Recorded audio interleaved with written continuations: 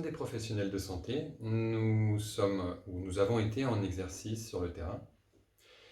Nous sommes indépendants, sans affiliation politique, et nous sommes rassemblés sous la bannière du collectif des professionnels de santé pour le bien commun, afin de témoigner et réfléchir et partager notre propre expérience sur le terrain. Aujourd'hui, nous avons choisi de travailler sur le problème très concret que représentent les conflits d'intérêts dans la santé. Ces conflits d'intérêts ont des conséquences malheureusement parfois très graves sur la santé du public. Ils sont nombreux et malheureusement très peu connus. Et pas seulement du grand public, ils sont très peu connus des professionnels dans la santé eux-mêmes. Nous déclarons ne pas avoir nous-mêmes de conflits d'intérêts. Notre intérêt est celui de la collectivité dans laquelle nous vivons et travaillons. Pouvez-vous d'abord nous rappeler ce qu'est un conflit d'intérêts et s'il existe une différence avec ce qu'on appelle les liens d'intérêt? Oui, bien sûr. Alors d'abord, un lien d'intérêt, c'est banal, c'est fréquent, c'est normal d'avoir des liens d'intérêt. C'est normal parce qu'on a des liens d'intérêt avec sa famille, avec ses amis, avec son entreprise. Donc rien n'est illégal, rien n'est anormal. Mais il est important de préciser trois choses. Premièrement, un lien d'intérêt peut être de deux types. Soit matériel, financier, comme une rémunération ou un avantage matériel, ou monétaire. Soit moral, comme une reconnaissance ou une faveur, par exemple. Deuxièmement, un lien d'intérêt est le plus souvent direct, mais il peut être aussi indirect avec une tierce personne qui en est bénéficiaire. Troisième précision, les liens d'intérêt ne sont pas toujours dans le présent. Ils peuvent être actuels, mais ils peuvent être aussi anciens ou futurs. Ensuite, qu'est-ce qu'un conflit d'intérêts? On va commencer par la définition de la charte de l'expertise sanitaire du Code de santé publique. Je cite: le conflit d'intérêts naît d'une situation dans laquelle les liens d'intérêt d'une personne sont susceptibles, par leur nature ou leur intensité, de mettre en cause son impartialité ou son indépendance dans l'exercice de sa mission. Ça, c'est une définition déjà claire qui parle d'elle-même. Mais il y a surtout la loi du 11 octobre 2013 relative à la transparence de la vie publique qui est encore plus claire. Je cite: constitue un conflit d'intérêts toute situation d'interférence entre l'intérêt public et des intérêts publics ou privés qui est de nature à influencer ou à paraître influencer l'exercice indépendant, impartial et objectif d'une fonction. Pourquoi il vous paraît si important de pointer du doigt les conflits d'intérêts? Parce que les gens ont le droit de savoir quand ça impacte leur vie entière et surtout leur propre santé. Et aussi parce qu'on ne peut pas faire fonctionner une société juste uniquement sur la loi de l'argent qui décide de tout.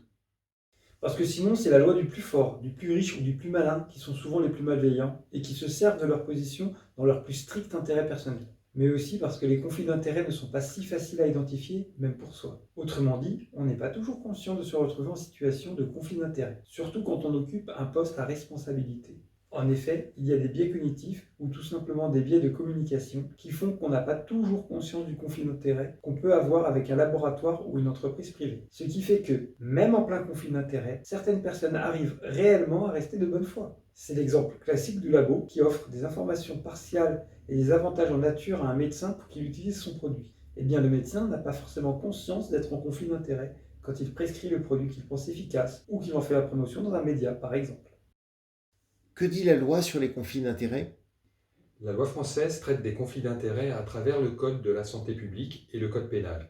Premièrement, le Code de santé publique cite comme infraction l'absence de déclaration publique d'intérêt et l'absence de déclaration des avantages, cadeaux et invitations de la part d'entreprises du secteur de la santé. Le Code pénal définit la prise illégale d'intérêt et donne tout un tas de dispositions pénales très précises. Il liste les infractions, telles que la prise illégale d'intérêt, la corruption passive, le trafic d'influence, le favoritisme, la concussion, la soustraction et le détournement de biens et le délit d'initié. Sauf que, tant qu'il n'y a que suspicion sans niveau de preuve suffisant, il n'y a pas de condamnation ni de sanctions possibles. Et c'est cela qui pose un vrai problème dans le respect du droit français, de la morale et de l'éthique, pour faire cesser et sanctionner les décisions biaisées par les conflits d'intérêts. Petite précision tout de même, jusqu'à présent ce sont les entreprises qui déclarent les liens d'intérêt. Or, ces déclarations ne sont pas toujours exhaustives et beaucoup d'entreprises ne jouent pas vraiment le jeu de la transparence. C'est le cas par exemple de l'entreprise privée qui va financer des travaux de recherche scientifique à l'avantage de ses produits, mais qui ne va pas forcément déclarer tous les auteurs et toutes les publications. Concrètement, comment peut-on faire pour savoir si un médecin ou un chercheur a des conflits d'intérêts? Les conflits d'intérêts, comment bien les repérer? Suite au scandale du Mediator, l'État a mis à disposition une gigantesque base de données, transparencesanté.gouv. Celle-ci est gigantesque mais indigeste. Comment clarifier tout cela? Malgré son intitulé pompeux, cette base de données brute est peu lisible, difficile d'en extraire des datas sur les liens entre Big Pharma et les médecins. Réinfo Covid à la rescousse, une belle démarche citoyenne. Vous pouvez retrouver le site grâce au QR code ici présent. Il vous permettra du coup de taper le nom du médecin que vous recherchez afin de connaître une partie des liens d'intérêt qu'il peut avoir avec Big Pharma. Mais si vous voulez aller encore plus loin, il faudra passer par l'association Euro4Docs. Vous trouverez aussi un QR code qui vous permettra de retrouver ce site. Comment l'utiliser? Il y a 3 façons de l'utiliser, soit par professionnel de santé, soit par établissement de santé, soit par laboratoire. Pour les professionnels de santé, il faudra taper le nom et le prénom. En cas d'homonyme, il sera nécessaire d'avoir recours au numéro d'identifiant RPPS, unique par chaque médecin et visible sur chaque ordonnance.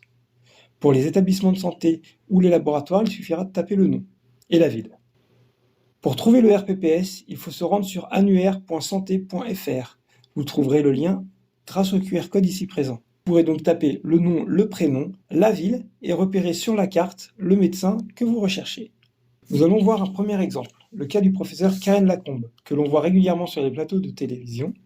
Et vous pouvez voir sur ce tableau l'intégralité des rémunérations, avantages et conventions qu'elle a touchées durant les 10 dernières années. Deuxième exemple, par laboratoire, le laboratoire Gilead. Et là, vous pourrez voir qu'il a dépensé depuis 2013 pas moins de 74 millions d'euros pour organiser des colloques, des avantages et des rémunérations envers les médecins et les services hospitaliers. Voilà un petit détail des déclarations que l'on peut voir. Un troisième exemple encore au hasard, le professeur Pana Yazdan, chef de service infectieux à Bichat et surtout membre du conseil scientifique auprès du président de la République. Et vous voyez que, au niveau des sommes perçues en avantage, il dépasse le plafond des 25 000 euros 3 années de suite. Et voilà le montant des entreprises émettrices. Et vous pouvez voir qu'on retrouve Johnson & Johnson, Pfizer, Gilead et tant d'autres. En conclusion, des outils existent, Transparence Santé, Réinfo Covid, Euro4Docs, mais ceci reste insuffisant pour prendre la mesure de l'influence des conflits d'intérêts. Donc, restons vigilants, aiguisons notre instinct et notre flair, ne soyons pas naïfs, les conflits d'intérêts et les connivences de salon sont bien réels. Pour illustrer les conflits d'intérêts dans le domaine de la santé, avec un exemple resté emblématique et qui vient d'avoir sa conclusion judiciaire en 2021, voici un rappel de l'affaire du Mediator, qui illustre parfaitement la corruption qui peut régner dans un milieu de décideurs. Le docteur Irène Frachon, pneumologue du CHU de Brest, est le premier médecin à avoir alerté et soutenu dès 2007 les victimes du Mediator. Ce médicament, commercialisé depuis plus de 30 ans par les laboratoires Servier, consommé à l'époque de sa suspension en 2009 par plus de 300 000 Français. Durant ces années, il aurait ainsi provoqué la mort de centaines, voire de milliers de malades en France. 2 effets toxiques lui sont reprochés, l'hypertension artérielle pulmonaire, HTAP, et les valvulopathies cardiaques. Et pourtant, ce même laboratoire avait déjà commercialisé un médicament proche, l'isoméride, lui-même interdit précédemment pour les mêmes raisons.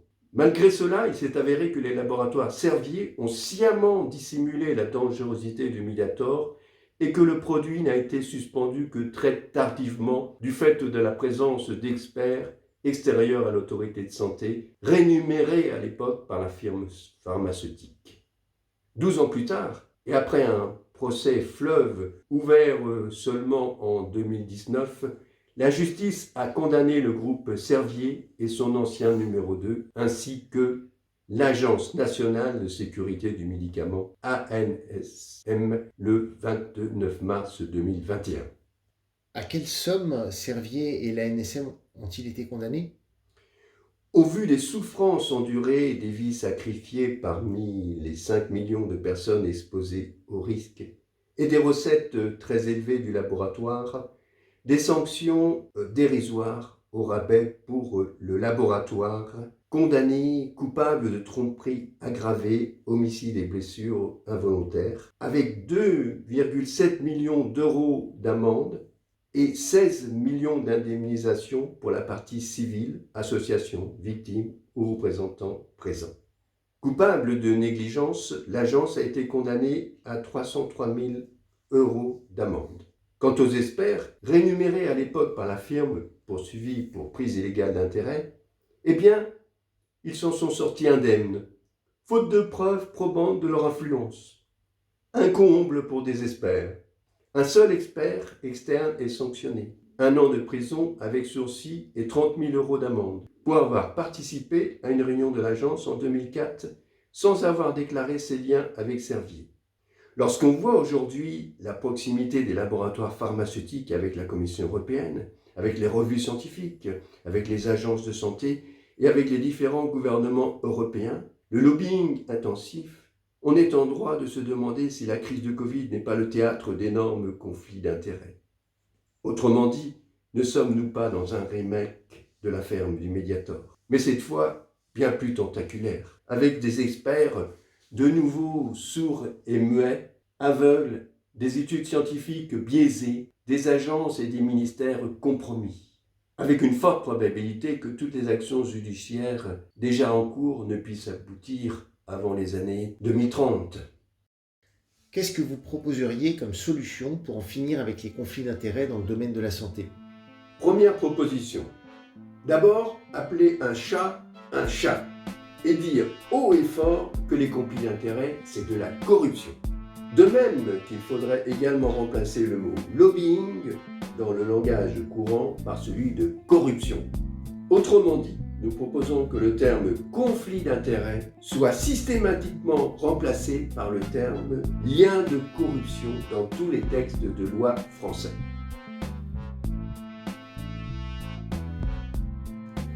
Exiger la plus grande transparence en matière de liens d'intérêt et de liens de corruption, en commençant par demander à tout professionnel de santé qu'il remplisse chaque année une déclaration d'absence de liens de corruption et qu'il soit informé de ces liens d'intérêt avec les entreprises privées par les entreprises elles-mêmes afin qu'ils ne puissent les ignorer. Ensuite, chaque professionnel de santé qui s'exprime en public devrait commencer par déclarer ses liens d'intérêt et préciser s'il a ou non des liens de corruption avec le privé. Modifier la loi sur la protection du secret des affaires et sur l'obligation de réserve des fonctionnaires en cas d'enquête ou de procédure pénale pour toute suspicion de lien de corruption contraire à l'intérêt public. Et enfin, en cas d'omission de déclaration de lien de corruption, prévoir des sanctions disciplinaires et sociales suivantes. La suppression définitive du droit d'expression en public sur les thématiques de santé, médias, conférences, débats. L'ajout d'un avenant précisant le lien de corruption de l'intervenant dans toutes les déclarations publiques précédentes dans le domaine de la santé. L'interdiction de siéger dans toute instance décisionnelle ayant trait à la santé, ou encore l'interdiction de traiter tout dossier engageant des fonds publics dans le domaine de la santé. Un mot de conclusion? En conclusion, même si les liens d'intérêt ne sont pas condamnables en soi, il est indispensable que dans le domaine de la santé, ils soient rendus publics et déclarés. Quant aux liens de corruption, il est essentiel qu'ils puissent être sanctionnés afin de les décourager définitivement. En résumé, il nous semble que seule la transparence complète en matière de liens d'intérêt permettra de limiter la corruption des professionnels de santé.